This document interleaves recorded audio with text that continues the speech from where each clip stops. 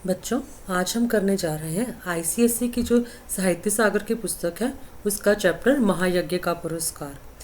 शुरू करने से पहले मैं आपसे कहना चाहती हूँ, अगर आपको मेरा पढ़ाई समझ में आता है तो आप मेरे चैनल को लाइक और सब्सक्राइब ज़रूर कीजिएगा।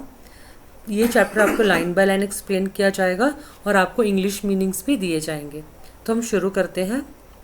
महायज्ञ का पुरस्कार, इसके लेखक हैं यशपाल जी। एक धनी सेठ थे। इस कहानी में दो सेठ हैं, एक धनी सेठ और एक धन्ना सेठ। तो जो धनी सेठ थे अत्यंत विनम्र और उदार थे। विनम्र मतलब बहुत ही पोलाइट थे, काइंड हार्टेड थे। धर्मपरायण इतने, बहुत रिलीजियस थे कि कोई भी साधु संत उनके द्वार से निराश न लौटता, भर पेट भोजन पाता।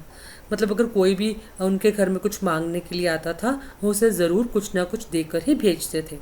भंडार का द्वार सबके लिए खुला था। भंडार मतलब स्टोरेज।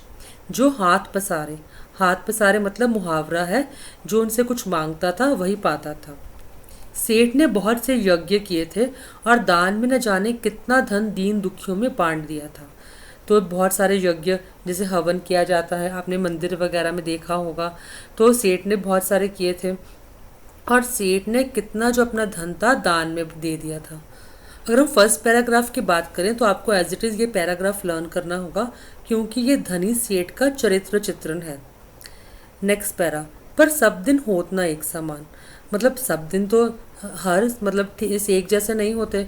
मतलब अगर आज कोई अमीर है तो कल को वह गरीब भी हो सकता है, और ज़रूरी नहीं है जो आज गरीब है उसका समय नहीं बदलेगा, कल को वह भी अमीर हो सकता है। तो suddenly the days changed and the merchant had to face poverty. अकस्मात दिन फिरे और सेठ को गरीबी का मुंह देखना पड़ा। वो बेचारे गरीब हो गए। संगी साथियों ने भी मुंह फेर लिया।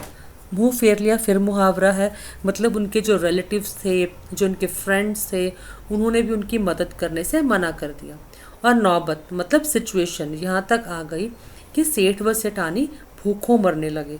अब उनके पास कुछ भी नहीं था, सेठ व उनकी पत्नी के पास। उन दिनों एक प्रथा प्रचलित थी। प्रथा का अर्थ होता है मतलब जो कस्टम है, प्रचलित मतलब जो फेमस थी उस समय। In those days A tradition was prevalent. यज्ञों के फल का क्रय विक्रय, क्रय विक्रय मतलब खरीदना और बेचना, बाइंग एंड सेलिंग हुआ करता था।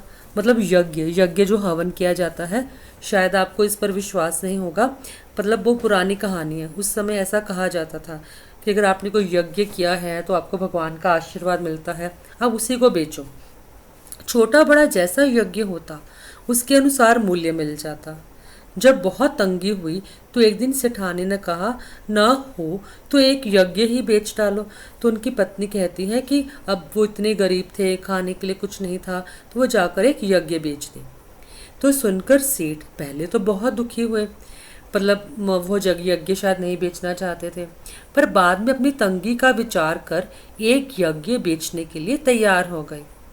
तो उन्होंने सोचा, the merchant became very sad but later considering his financial difficulties, क्योंकि वह आर्थिक रूप से अभी उनके पास पैसा नहीं था, ही agree to sell a sacrifice. सेठ के यहाँ से 10-12 कोस की दूरी पर कुंदनपुर नाम का एक नगर था, जिसमें एक बहुत बड़े सेठ रहते थे। लोग उन्हें धन्ना सेठ कहते थे। यह अफवाह थी कि उनकी देव सेठानी को कोई दैवी शक्ति मतलब जो भगवान से प्राप्त होती है, डिवाइन पावर थी, जिसमें तीनों लोगों की बात जान लेती थी। 3 लोग, आकाश, पाताल और धरती, इनकी बात उसे समझ में आ जाती थी, कहाँ पर कौन सी घटना क्या घट रहा है। तो अब ये धन्ना सेठ का नाम आया है, तो आपको ये याद रखना, ये धन्ना सेठ है, वो धनी सेठ। तो धन की उनके पास कोई कमी न थी धन्ना सेठ के पास। विपदग्रस्त मतलब जो विपत्ति में फंसे हुए थे, जो धनी सेठ थे, उन्हीं के हाथ एक यज्ञ बेचने का विचार किया। तो धनी सेठ ने सोचा कि क्यों ना उनके पास ही जाकर वो अपना एक यज्ञ बेच दें। दूर की मंजिल थी, सो सेठानी जैसे तैसे पड़ोसी से आटा मांग लाई और रास्ते के लिए 4 मोटी मोटी रोटियां बना पोटली में बांधकर सेठ को दे दी। सेठ बड़े तड़के अर्ली मॉर्निंग उठे और कुंदनपुर की ओर चल दिए। गर्मी के दिन थे। सेठ ने सोचा कि सूरज निकले जब तक जितना रास्ता पार कर लो उतना ही अच्छा है। यह सोचकर वे बहुत तेज चले, लेकिन आधा रास्ता पार करते करते धूप में इतनी तेजी आ गई कि चलने में कष्ट होने लगा। पसीने से उनकी सारी देह लथपथ हो गई। देह मतलब उनकी बॉडी, शरीर, देह, शरीर, तन, काया, और भूख भी सताने लगी। His whole body was drenched in sweat and he started feeling hungry. तो सामने वृक्षों का एक कुंज और कुआं देखकर सेठ ने विचार किया कि यहाँ थोड़ी देर रुककर भोजन और विश्राम कर लेना चाहिए। वे यह सोचकर वे उस कुंज की ओर बढ़े। पोटली से लोटा, लोटा मतलब जैसे डोर, मतलब अब कुएं से पानी निकालने के लिए उनके पास एक बर्तन था और रस्सी थी जिससे वह पानी खींच सके। निकालकर पानी खींचा और हाथ पैर धोए। उसके बाद एक लोटा पानी ले एक पेड़ के नीचे आ बैठे और वे खाने के लिए रोटी निकाल कर तोड़ने ही वाले थे कि क्या देखते हैं, निकट ही कोई हाथ भर की दूरी, मतलब ए डिस्टेंस ऑफ अ हैंड पर एक कुत्ता बड़ा छटपटा रहा था। मतलब डॉग जो था वो तकलीफ में था। बेचारे का पेट कमर से लगा था। The poor fellow stomach was touching his waste.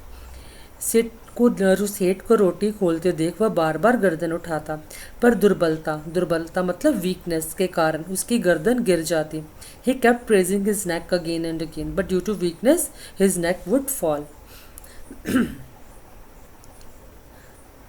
यह देख सेठ का हृदय दया से भर आया। सेठ को उस पर दया आ गई। बेचारे को कई दिन से खाना नहीं मिल दिखता है, तभी तो यह हालत हो गई है। सेठ ने एक रोटी उठाई और टुकड़े टुकड़े कर कुत्ते के सामने डाल दी। अब सेठ के पास 4 रोटियां थी, तो पहली रोटी उन्होंने ली और कुत्ते को दे दी। कुत्ता तो भूखा था, हंगरी था, धीरे धीरे सारी रोटी खा गया। अब उसके शरीर में थोड़ी जान आती दिखाई दी। वह मुंह उठाकर सेठ की ओर देखने लगा। उसकी आंखों में कृतज्ञता थी। कृतज्ञता मतलब gratitude. There was gratitude in his eyes. सेठ ने सोचा कि एक रोटी इसे और खिला दूं तो फिर चलने फिरने योग्य हो जाएगा, he would be able to walk again. यह सोचकर सेठ ने एक और रोटी टुकड़े टुकड़े करके उसे खिला दी। अब सेठ ने दूसरी रोटी भी दे दी। 2 रोटियां खाने के बाद कुत्ते के शरीर में शक्ति आ गई और वह खिसकता खिसकता मतलब क्रॉल करते करते सेठ के पास पहुंच गया। सेठ ने देखा अभी भी वह अच्छी तरह चल नहीं पा रहा है। आसपास कोई बस्ती भी नहीं थी। बस्ती मतलब रेजिडेंशियल एरिया, कोई भी वहाँ पर आसपास कुछ नहीं था। सेठ ने सोचा एक रोटी इसे और दे दूँ तो फिर ही अच्छी तरह चल फिर सकेगा। पहले सेठ ने 2 रोटियां दी तो वो खिसकता खिसकता सेठ के पास आ गया कुत्ता। तो अब सेठ ने तीसरी रोटी भी उठा ली और उसे दे दी। मेरा क्या है, जैसे 2 खाई वैसे 1, थोड़ी देर में कुंदनपुर पहुँच ही जाऊँगा। तो सेठ ने अब तीसरी रोटी उठाई और कुत्ते को खिला दी। अब एक रोटी बची, उसे लेकर वे स्वयं खाने ही वाले थे कि सेठ ने देखा कुत्ते की आंखें अब भी उनकी ओर जमी हैं। मतलब कुत्ता अब भी 3 रोटी खाने के बाद भी कुत्ते को भी और भूख लगी थी और वह शायद काफ़ी दिनों से भूखा था और वह सेठ की ओर ही देख रहा था। उन आंखों में करुण याचना थी। There was pleading look in those eyes. तो सहसा सेठ के मुंह से निकला, सहसा मतलब अचानक, सडनली, हाय बेचारा न जाने कितने दिनों से भूखा है। उसके मन में आया मेरा काम तो पानी से भी चल सकता है। इस बेचारे मूक मतलब साइलेंट, म्यूट, और बेबस मतलब वो हेल्पलेस था वो जीव क्रिएचर। कोई रोटी और मिल जाए तो फिर निश्चय ही इसमें इतनी ताकत आ जाएगी कि किसी बस्ती तक पहुंच सकेगा। देन मतलब उसको एक सेठ ने सोचा भी एक और रोटी बची, चलो वो भी इसको दे देता हूँ तो उसमें बॉडी में स्ट्रेंथ आ जाएगी। सेठ ने अधिक सोच विचार नहीं किया और वह अंतिम रोटी भी कुत्ते को खिला दी। स्वयं एक लोटा जल पीकर थोड़ा विश्राम करके अपना रास्ता पकड़ा। अब सेठ ने 4 रोटियां एक एक करके कुत्ते को दे दी। दिया जले सेठ कुंदनपुर पहुंचे। सेठ हवेली पर पहुंचे तो धन्ना सेठ ने उठकर उनका स्वागत किया।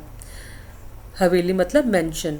पूछा, कहो सेठ कैसे आना हुआ। सेठ ने कहा, संकट में हूँ, मतलब ट्रबल में हूँ और एक यज्ञ आपके हाथ बेचने आया हूँ। इतने में धन्ना सेठ की पत्नी जिसके बारे में हमने पढ़ा था कि उसके बारे में र्यूमर थी कि उसके पास डिवाइन पावर है और उसे तीनों लोगों की बात पता चल जाती थी कहाँ पर कौन सी घटना घट रही है। तो उसने आकर सेठ को प्रणाम किया और बोली, सेठ जी यज्ञ खरीदने के लिए तो हम तैयार हैं, पर आपको अपना महायज्ञ बेचना होगा। अब सेठ बेचारा सोच रहा है महायज्ञ, क्योंकि कोई भी हवन पूजा पाठ अगर हम करते हैं तो कुछ उसे करने के लिए हमारे पास पैसे तो होने चाहिए, बिना पैसे के तो हम कर नहीं सकते। अब जब सेठानी ने कहा कि महायज्ञ, तो सेठ जी हैरान हो गए। महायज्ञ? सेठ ने आश्चर्य से कहा, हैरानी से कहा। तो क्योंकि उनके पास तो पैसे ही नहीं थे। हाँ, वही जो आपने किया, धन्ना सेठ की पत्नी ने कहा। सेठ बड़े आश्चर्य में पड़े। महायज्ञ? और आज? वे समझे कि उनका मजाक उड़ाया जा रहा है। ही थॉट कि he was being made fun of. विनम्र भाव से बोले, पोलाइटली बोले, आप आज के कहती हैं? मैंने तो बरसों से कोई यज्ञ नहीं किया। मेरी स्थिति, मतलब उनकी सिचुएशन, कंडीशन ही ऐसी नहीं थी, क्योंकि कोई भी यज्ञ करने के लिए पैसों की आवश्यकता होती है और उनके पास काफ़ी समय से पैसे नहीं थे। धन्ना सेठ की पत्नी ने गंभीर भाव से कहा, सीरियसली कहा, नहीं सेठ, आज आपने भारी यज्ञ किया है। महाराज, उसे बेचोगे तो हम खरीद लेंगे, नहीं तो नहीं। तो सेठ विस्मित विमूढ़ हो गए। The merchant was astonished and confused. उन्हें निश्चय हो गया कि इन लोगों को यज्ञ खरीदना नहीं है, इसलिए ऐसी बातें की जा रही हैं। क्योंकि धनी सेठ को कुछ समझ ही नहीं आ रहा था कि वह लोग ऐसी बातें क्यों कर रहे हैं। क्या सोचते हो सेठ? बोलो, राजी हो? मतलब एग्री करते हो तुम? धन्ना सेठ की पत्नी ने पूछा। सेठ ने खिन्न होकर कहा, खिन्न मतलब upset. The merchant said in an upset tone, सेठानी जी हंसी छोड़िए, काम की बात कीजिए। बरसों से मैंने यज्ञ नहीं किया, आप आज के कहती हैं? तो क्योंकि सेठ को कुछ समझ ही नहीं आ रहा था, सेठानी ने समझाया कि आज रास्ते में स्वयं न खाकर 4 रोटियां भूखे कुत्ते को खिला दी, यह महायज्ञ नहीं तो और क्या है। तो सेठानी की नज़रों में सेठ ने जो 4 रोटियां कुत्ते को खिलाई थी, वही महायज्ञ था। यज्ञ कमाने की इच्छा से धन दौलत लुटाकर किया गया यज्ञ सच्चा यज्ञ नहीं है। निस्वार्थ भाव से किया गया कर्म ही सच्चा महायज्ञ है। क्या आप इसे बेचने के लिए तैयार हैं? निस्वार्थ भाव मतलब सेल्फलेसली। तो धन्ना सेठ की पत्नी ने कहा कि लोग यज्ञ करते हैं, इतना पैसा लुटा देते हैं, बट वह सच्चा यज्ञ नहीं होता। किसी मतलब सेल्फलेसली अगर आप किसी गरीब की, किसी पर्सन की मदद करते हैं, वही सच्चा महायज्ञ है। तो सेठ मानो आसमान से गिरे, मतलब उन्हें कुछ समझ नहीं आ रहा था है क्या है। भूखे को अन्न देना सभी का कर्तव्य है, तो वो कहते हैं it's everyone's duty to feed the hungry, उसमें यज्ञ जैसी कोई बात नहीं। क्या विचार है सेठ जी, यह यज्ञ बेचना है कि नहीं? सेठानी ने फिर पूछा। तो सेठ ने कोई उत्तर नहीं दिया, चुपचाप पोटली उठाई और हवेली से बाहर चले आए। उन्हें मानवोचित कर्तव्य मतलब जो हम अपनी इच्छा से, जो कि हर एक मनुष्य को करना चाहिए, मनुष्य की ड्यूटी है, उसका मूल्य लेना उचित न लगा। उचित मतलब सही न लगा। कुंदनपुर की धर्मशाला के चबूतरे पर भूखे प्यासे, या कीवर्ड याद रखना, सेठ ने रात कहाँ बिताई थी? कुंदनपुर की धर्मशाला के चबूतरे पर, क्योंकि इस तरह के क्वेश्चन बोर्ड में पूछे जा सकते हैं। भूखे पेट जैसे तैसे रात बिताकर पाँव फटे मतलब अर्ली मॉर्निंग वहाँ से चलकर अगले दिन शाम को सेठ अपने घर आ पहुँचे। अब सेठानी, यहाँ पर धनी सेठ की पत्नी की बात हो रही है, क्योंकि उनकी पत्नी बड़ी बड़ी आशाएं लगाए बैठी थी। उसको उम्मीद थी कि उसके पति आएंगे, कुछ लाएंगे। सेठ को खाली हाथ वापस आया देख आशंका मतलब डाउट, कांप मतलब ट्रेम्बल, वह आशंका से कांप उठी। बोली, क्यों धन्ना सेठ नहीं मिले? सेठ ने आद्योपांत मतलब फ्रॉम बिगिनिंग टू एंड सारी कथा सुनाई। सुनकर सेठानी की सारी वेदना मतलब उसकी जितनी परेशानी थी न जाने कहाँ विलीन हो गई, गायब हो गई। हृदय उल्सित हो उठा, वो बहुत खुश हो गई। विपत्ति में मतलब तकलीफ में भी सेठ ने धर्म नहीं छोड़ा। धन्य है मेरे पति। उसको अपने पति पर प्राउड हो रहा था कि उसके पति ने मुसीबत में भी अपना धर्म नहीं छोड़ा। सेठ के चरणों की रज मस्तक पर लगाते हुए बोली, धीरज रखें, भगवान सब भला करेंगे। तो कहते वो इसी में खुश थी कि उसके पति ने ठीक है, अच्छा ही किया कि ऐसा नहीं किया। रात का अंधकार फैलता जा रहा था, मतलब डार्कनेस। सेठानी उठकर दिया जलाने के लिए दलान में आई तो रास्ते में किसी चीज़ की ठोकर लगी। When the Sethani got up and came to the hall to light the lamp, she stumbled upon something on the way. गिरते गिरते बची, वह गिरने ही वाली थी। संभल कर आले तक पहुंची और दिया जलाकर नीचे की ओर निगाह मतलब विजन दृष्टि डाली तो देखा कि दहलीज के सहारे एक पत्थर ऊंचा हो गया है। दहलीज मतलब थ्रेशोल्ड, वहाँ पे एक पत्थर ऊंचा स्टोन ऊपर हो गया था, जिसके बीचों बीच एक लोहे का कुंदा, कुंदा मतलब हैंडल लगा था। इसी कुंदे से उन्होंने ठोकर खाए थे, वो गिरने लगी थी इसी कुंदे की वजह से। शाम तक तो वहाँ बिल्कुल पत्थर बिल्कुल उठा भी नहीं था, मतलब बिल्कुल स्मूथ था वहाँ पर। अब ये अकस्मात अचानक कैसे उठ गया? सेठानी भौचक्की सी खड़ी रही। भौचक्की मतलब स्टंट, मतलब हैरान थी कैसे हो गया यह सब। फिर सेठ को बुलाकर बोली, देखो तो यह पत्थर कैसे उठ गया। सेठ भी अचरज में पड़ गए। दिए की टिमटिमाती रोशनी में उन्होंने ध्यानपूर्वक देखा तो पता चला कि वह किसी चीज़ का ढकना है, कवर है। ढकना मतलब कवर है। आखिर यह माजरा क्या है? What's the matter? सेठ ने कुंदे को पकड़कर खींचा तो पत्थर ऊपर उठाया, कुंदा मतलब हैंडल, और अंदर जाने के लिए सीढ़ियां निकल आई। सेठ pull the latch and the stone came up and stairs appear to go inside. सावधानी से सेठ और सेठानी दिया हाथ में लिए उतरे। कुछ सीढ़ियां उतरते ही इतना प्रकाश सामने आया कि उनकी आंखें चौंधियाने लगी। आंखें चौंधियाने, आईज वर डिजल्ड। सेठ ने देखा वह एक विशाल तहखाना है। तहखाना मतलब सेलार, और ज्वारातों से जगमगा रहा है। वहाँ पर बहुत सारे ज्वारात थे, ज्वेल्स से। देव के इस माया, देव मतलब भगवान की इस माया का, माया मतलब रहस्य, सीक्रेट, माया का रहस्य सीक्रेट उनकी समझ में नहीं आया। दोनों निस्तब्ध साइलेंट खड़े थे। तब एक अदृश्य इनविजिबल पर स्पष्ट क्लियर स्वर उन्हें सुनाई दिया। ओ सेठ, स्वयं भूखे रहकर अपना कर्तव्य मानकर प्रसन्नचित तुमने, प्रसन्न मतलब खुशी से, हैप्पीली, मरनासन कुत्ते को, मरनासन जो डेथ बेड पर होता है, डाइंग कुत्ते को 4 रोटियां खिलाकर उसकी जान बचाई। उस महायज्ञ का यह पुरस्कार है। तो शायद एक दृश्य, अदृश्य आवाज़ मतलब अदृश्य जो उनको सुनाई दिया, तो उसने कहा कि तुमने जो आज महायज्ञ किया था, तुमने स्वयं भूखे रहे पर तुमने कुत्ते को रोटियां खिला दी, उसी का पुरस्कार है।